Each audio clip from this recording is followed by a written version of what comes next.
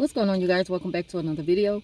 So in this video, I want to talk about the advantages and disadvantages of going no contact with the narcissist at work. So around this time, a lot of companies, they're starting to put together Christmas parties. And, when you work with a narcissist and you have been a victim of narcissism by this particular person, it's kind of hard to coexist with them peacefully, because one thing the narcissist will never let you forget is that you went no contact. They're going to make you pay for it. They're not going to go quietly.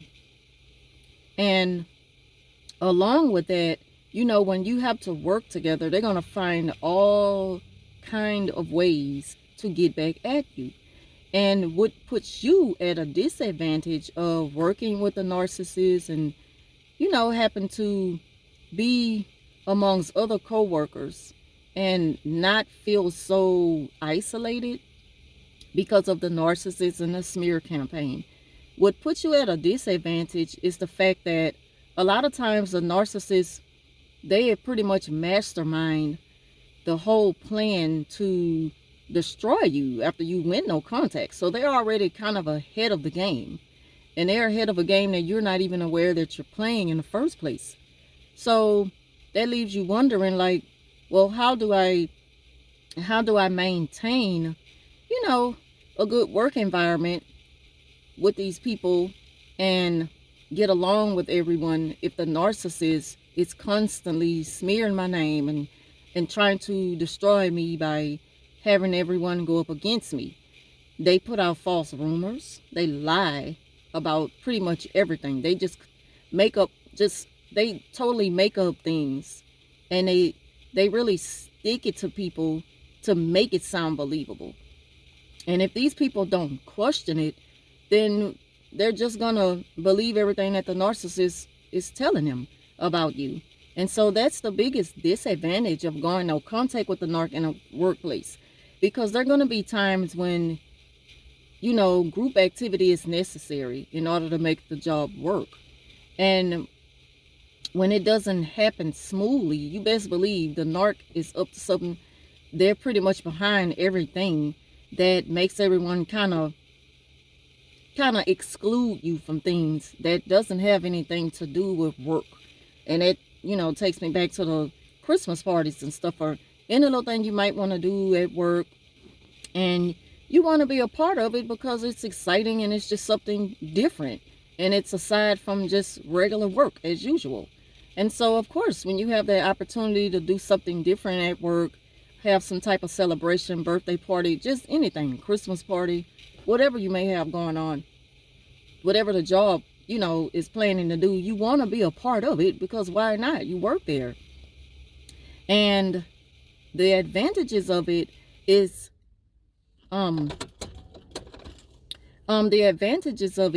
just being able to be involved in the activities without feeling left out, without feeling like no one wants you to be there. When you feel wanted, because you're just used to the interaction you have with other people. But you also know when someone, it's like when a person is acting funny with you for no particular reason at all. You just don't know what's going on, and then there's a lack of communication. It's most likely because of something that the narcissist has put together. And their main goal is to protect their false identity. And by protecting this false identity, they're going to push hard to go up against you, to have people be like, you're the problem. This is why this hasn't happened so far, because you're the problem. And it's crazy because it's like people don't have minds of their own, and they're too easily influenced. Like, how can someone have that much power and control over you to the point that if they say, well, I don't want to be a part of it if she's a part of it because she's not a good person. And so they follow the narc's lead, and then they do away with the plans of doing something that they originally wanted to do. And this is what happens, at work. And it's funny because it's been 2 years now, and as long as the narc, she have to abide by the no contact rule and or either, very limited conversation between me and her, she's going to always have a problem with it because she feels like she's losing. She feels like if I'm not in control of a situation, I don't want to be a part of it at all. And I'm going to take people with me because I want them to understand that something's not right with her. So we shouldn't have to, include her in anything because she needs a change of heart. They really want you to change how you feel about them, and they want you to feel guilty about it. They want other people to judge you for it and to kind of chastise you for being right with what you stand on. Like, I believe that because of how you have treated me in the past, that I should just completely cut you off. And there will be limited conversation between us, being that we work together. It's only necessary that we communicate only on a work basis and nothing more. And a narcissist just will always completely disagree with that, and they want other people to disagree with it as well. And these people, they don't really fully understand, what it is that you're doing and why you're doing it. Even if you say stuff like, I'm protecting my peace. Well, the narcissist is going to, they're going to present themselves to the outsiders as innocent, and I don't bother you and all this kind of stuff. So what do you mean protecting your peace? Because I don't bother you. You're just a mean, old, evil person. You just low down. That's the type of stuff they say about you when they're really speaking about themselves, but they want other people to look at you that way because you don't want to deal with them. And so the people will start to look at you that way because the narcissist is really pushing for this.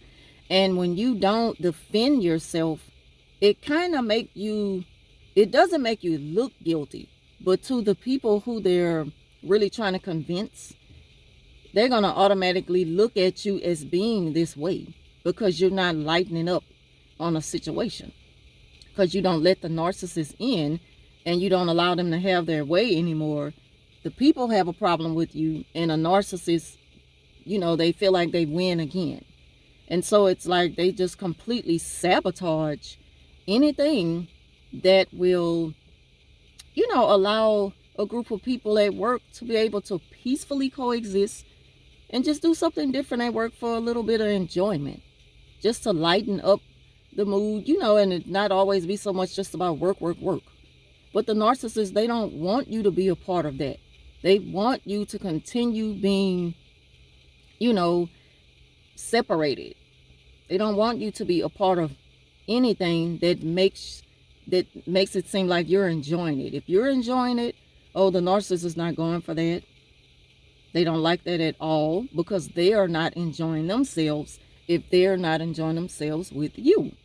So if you're not all up behind them and, just tagging along behind them and kind of give them an idea that you need them for whatever reason, they're going to make sure they've ruined any plans that you have on being cool with the other coworkers. Because if she's not cool with me, I'm going to make sure she's not cool with nobody. And it's like that breakup that you go through with that partner who's very, very toxic. And they don't want to let you go. And they become very stalkerish. They may even become violent. But in many cases, the narcissists, they portray a lot of those traits with their ex-supply because they don't want to let you go, but they don't treat you right either. And they sabotage any good thing you can have going on with someone else. It's the same thing with the narc in the workplace. They will sabotage any good plans of, just having moments of enjoyment at work. They will sabotage it if you're included. They always want you to be separated, and they want people to think that you are separating yourself because you're a wicked person. And even though these people know that you're not like this because based on a one-on-one, experience with you, it's like the narcissists have them so under mind control, so they just basically believe everything the narc is advocating. And that's just pretty much how it is. The advantages is the fact that you don't have to deal with all the negative backlash with the toxic narcissists at work. It's like they will respectfully, you know, agree to the no contact or the limited contact and still be a part of the festivities, and they don't bother you. But we all know that's not going to happen. That's not going to happen. They're not going to give you that. And the disadvantages are, you know, the people will agree to these things, but they can't agree with it to, you know, having this go on with you involved, because the narcissist will make sure that these people know, if you include her, count me out, because I cannot be around someone who's so mean and evil to me and I haven't done them anything. But of course the folks haven't done their own research to find out what happened, and you're not willing on going into details because they're not going to get it anyway. So those are the disadvantages. But it's okay. At the end of the day, you know, you walk away with your pride that you have every right to when it comes to no contact with a narcissist. Never feel guilty. You know, stand on it, be strong about it, and let people think what they want to think, because at the end of the day, you got your truth. And your truth is what keeps you going. The truth is what destroys the narc, even though the people on the outside looking in, you know, they might think differently because of it. But, you know, maybe they'll come around someday to see this person's true character, and maybe not. But what is it to you? They can't do you anything. You know, they can't make you lose your job. You may not talk to them every day. You may not sit with the crowd and hang with the crowd and, you know, go to lunch with them every day, but that's okay. Because as long as you still, you know, you maintain your peace of mind, knowing that, you know, no matter what you do, you'll never have me, so it doesn't matter. And we are here only for so much of the day, and then I'm out of here. I'm going home with my family. You know, you don't take that home with you. Never carry the narc's negative energy home with you. Leave it where it's at. And I know y'all might say, well, that's easier said because everybody's situation dealing with the narc is different, and that is true. But I'm just speaking, you know, from a work situation, dealing with a narcissist at work who normally has the upper hand on everything because the people around her giving her that much power, or giving him that much power. I'm saying her because I deal with a her. So yeah, that's just something to think about. The advantages are, you know, being able to have a peaceful coexistence with your co-workers and party with them and just let loose for a while and not be so stifled in certain areas because you have to keep this guard up and you have to set up borders and, you know, draw the line for the no contact. You can finally breathe and take the weight off your shoulder, you know, and just enjoy yourself. Those are the advantages of the, you know, maintaining the no contact rule in the workplace. But the disadvantages, which is most likely going to happen, is that it will never be that way as long as you're working with the narcissist, you know. So you just got to take the good with the bad, but at the same time, as long as you leave away from there, knowing that the narc will not beat you down, they will not win this game with you. If they feel like that they won in their mind, and let them have that, what does it matter at the end of the day? You know, you're a survivor, and that's all that matters. You're a survivor, and keep on keeping on, and let them think what they want to think. So that's pretty much all I want to talk about in this video. Thank y'all for watching, and I'll talk to you soon.